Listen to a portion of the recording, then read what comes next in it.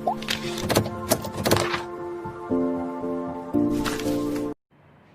Morning students. Today we start activity 10. Last લેક્ચરમાં આપણે activity 9 complete કરી. આજે આપણે એક્ટિવિટી 10 જોઈશું. તો એક્ટિવિટી 10માં શું છે, તો મનીષની ડાયરી લખેલી છે. મનીષે રોજ સવારથી ઉઠીને મનીષ આટલા વાગે ઉઠ્યો, આટલા વાગે રેડી થયો, એને આખા દિવસમાં શું કર્યું, સ્કૂલે ગયો, એના ફ્રેન્ડને મળ્યો, જે પણ કર્યો એ બધું એ રોજે રોજની ડાયરીમાં લખે છે. તો આમાં શું થયું છે કે 2 દિવસની ડાયરી ભેગી થઈ ગઈ છે. એટલે ગઈકાલે શું કર્યું અને આવતીકાલે શું કર્યું એવી રીતે. તો એ બંને દિવસની ડાયરીને આપણે અલગ અલગ પાડવાની છે. એટલે યસ્ટરડેની એક્ટિવિટી એન્ડ ટુમોરોઝ એક્ટિવિટી. તો જો ફર્સ્ટ આપણે જોઈશું યસ્ટરડે ડેઝ એક્ટિવિટી. તો કેવી રીતે ખબર પડે કે યસ્ટરડેની એક્ટિવિટી કઈ છે અને ટુમોરોની એક્ટિવિટી કઈ છે? તો યસ્ટરડેની એક્ટિવિટી જે પણ હશે એમાં એ વાક્યમાં તમારે સાદો ભૂતકાળ યુઝ થયેલો હશે, બરાબર? એટલે તમે વાક્ય જોશો એટલે તમને ખબર પડે. જો આપણે ફર્સ્ટ જોઈએ, on Sunday I will wake up at 8 AM. તો I will wake up, will means shall કે વિલ આવે એટલે વાક્યમાં કયો કાળ હોય છે? ભવિષ્યકાળ. એટલે આ શેની એક્ટિવિટી આવે? ભવિષ્યકાળની. એટલે ભવિષ્યકાળ છે એટલે ટુમોરોઝ એક્ટિવિટી. પછીનું વાક્ય આપણે જોઈએ, આઈ વિલ પ્રિપેર માય બ્રેકફાસ્ટ. આ પણ આઈ વિલ પ્રિપેર, હું બનાવીશ, એટલે ટુમોરોની એક્ટિવિટી. પછી આઈ વોકઅપ એટ 6 AM. તો આઈ વોકઅપ, વેકઅપનું છે વોકઅપ. આ કયો કાળ છે? સાદો ભૂતકાળ. તો સાદો ભૂતકાળ એટલે આ ક્રિયા છે એ થઈ ગઈ છે. જે પણ ક્રિયા થઈ ગઈ હશે એ કયા કાળમાં આવશે? ભૂતકાળમાં. અને ભૂતકાળ હશે કઈ એક્ટિવિટીમાં આવશે? યસ્ટરડેની એક્ટિવિટીમાં. તો ફર્સ્ટ કયું આવશે? આઈ વોકઅપ એટ 6 AM. પછીનું વાક્ય, આઈ will meet my best friend. તો શું છે? પછી આઈ વિલ મીટ, હું મળીશ, એટલે આ પણ કઈ એક્ટિવિટી થશે? ટુમોરોઝ એક્ટિવિટી. પછી સોહિલ એટ 10 AM. એટલે એ હું મારા ખાસ મિત્રને, એટલે એનું નામ શું છે? સોહેલ, એને હું 10 વાગે મળીશ. પછી I left my house at 9 AM. I left, લીવનું લેફ્ટ, કયો કાળ આવ્યો? ભૂતકાળ. ભૂતકાળ આવ્યો એટલે કયું હશે? યસ્ટરડેઝ એક્ટિવિટી, બરાબર? પછી આઈ went to the post office, I posted the envelope. તો શું કર્યું એને? પહેલાં તો 6 વાગે ઉઠ્યો, આઈ લેફ્ટ માય હાઉસ, એને 9 વાગે એનું ઘર છોડ્યું, એટલે મીન્સ 9 વાગે ઘરેથી નીકળ્યો. પછી આઈ went to the post office, પછી એ પોસ્ટ ઓફિસે ગયો. હવે પછીનું posted the envelope, I posted the envelope, post ઓફિસે જઈને એને એન્વેલોપ છે એ પોસ્ટ કર્યું. એટલે આ પણ સાદો ભૂતકાળ, એટલે યસ્ટરડેની એક્ટિવિટીમાં થયું. પછી આઈ રિટર્ન હોમ, એ ઘરે પાછો ફર્યો. પછી we will play chess, we will play chess, will આવ્યું એટલે કઈ થશે? ટુમોરોઝ એક્ટિવિટી થશે. યસ્ટરડેની એક્ટિવિટીમાં તો ખાલી સાદા ભૂતકાળવાળી જ વાક્ય આવશે. પછી I will take lunch at Sohil's home. પછી ચેસ રમીને શું કરશે? સોહિલના ઘરે લંચ લેશે.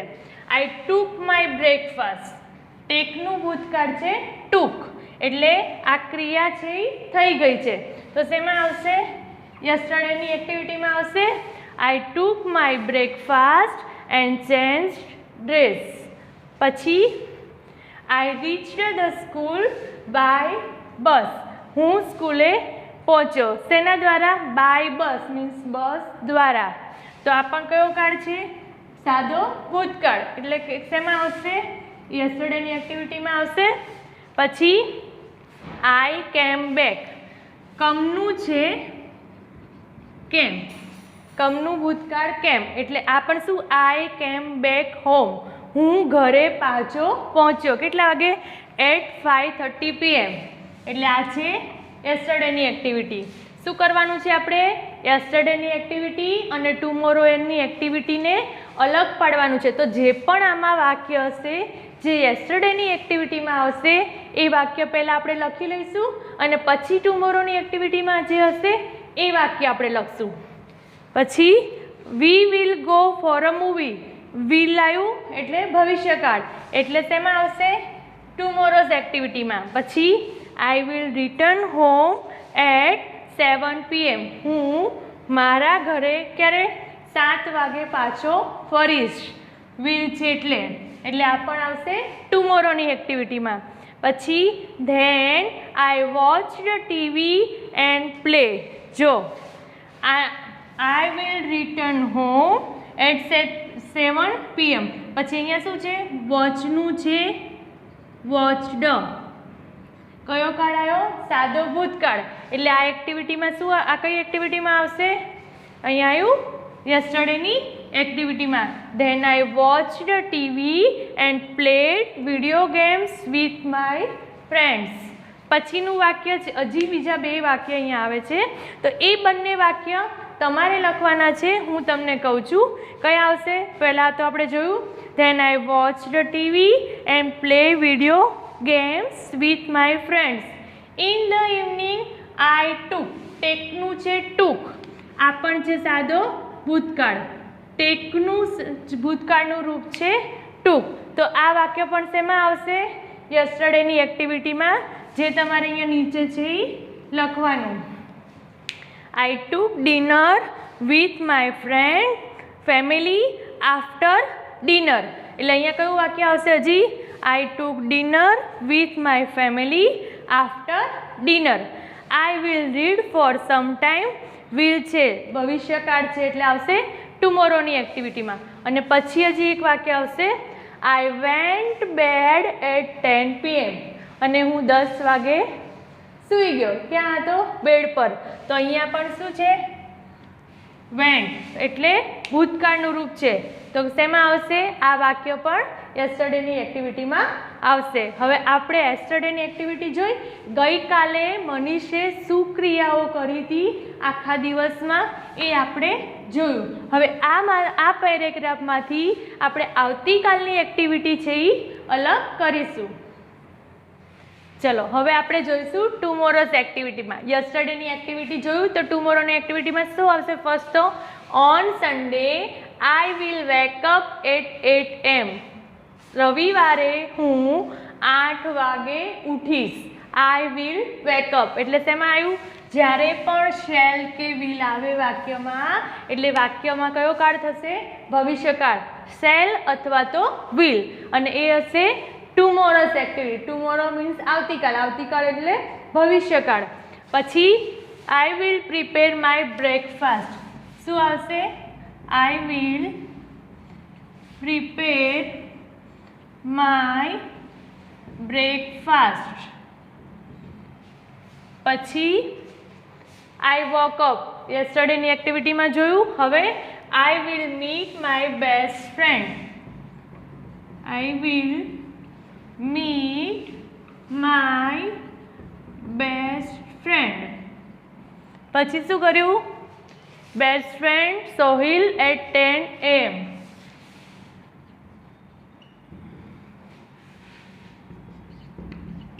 પછી આઈ લેફ્ટ માય હાઉસ. યસ્ટરડેની એક્ટિવિટી.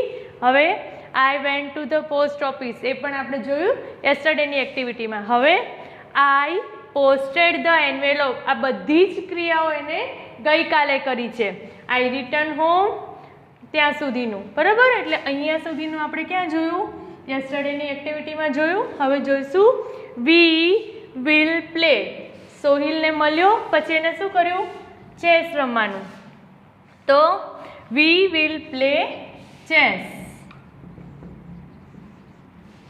પછીનું વાક્ય આવશે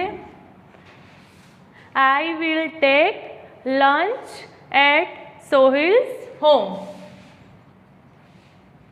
I will take lunch at Sohil's home. પછી I took my breakfast and changed the dress. I reached the school by bus. I came back home at 5:30 PM. અહીંયા સુધીનું આપણે જોયું યસ્ટરડેની એક્ટિવિટીમાં. હવે we will go for a movie. શું આવશે?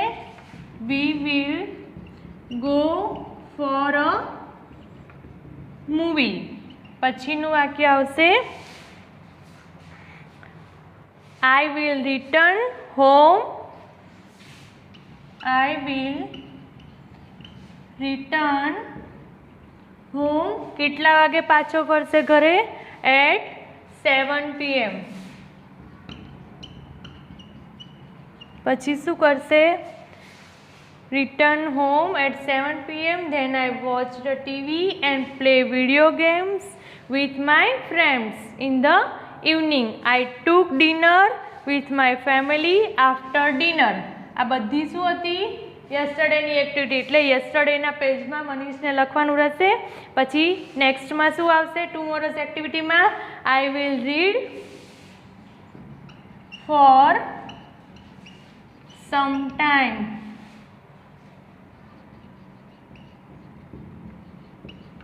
તો આ શું જોયું આપણે ટુમોરોઝ એક્ટિવિટીમાં? એટલે મનીષના 2 પેજ થયા, યસ્ટરડેની એક્ટિવિટી અને ટુમોરોની એક્ટિવિટી. આ બંને પેજને અલગ કરી આપણે ડાયરી બનાવીશું. એટલે આ હોમવર્કમાં આપણે આજે કમ્પ્લીટ કરીશું.